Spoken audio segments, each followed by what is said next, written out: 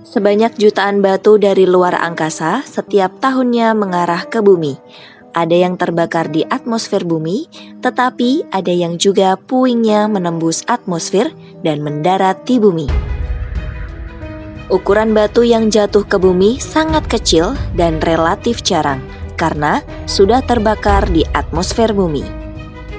Meteorit berasal dari meteoroid yang umumnya merupakan pecahan asteroid atau komet.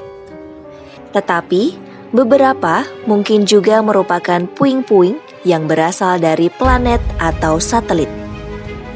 Kemudian, ketika meteoroid menembus atmosfer bumi, benda tersebut akan terbakar karena gesekan udara, menghilangkan sejumlah garis cahaya di langit dan disebut sebagai meteor.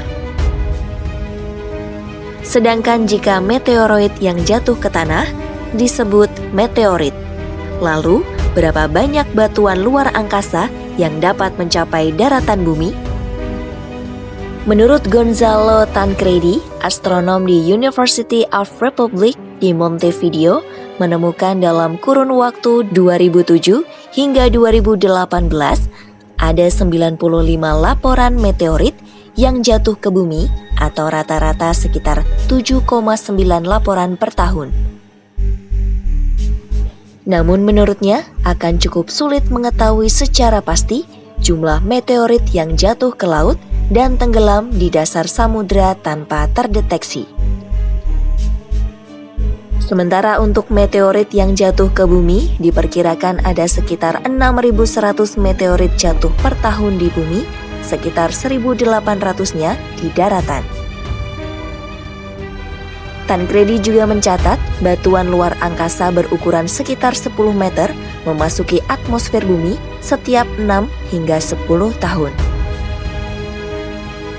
Sementara dampak kosmik besar dari meteorit dengan lebar sekitar 1 km diperkirakan terjadi setiap 300.000 hingga 500.000 tahun.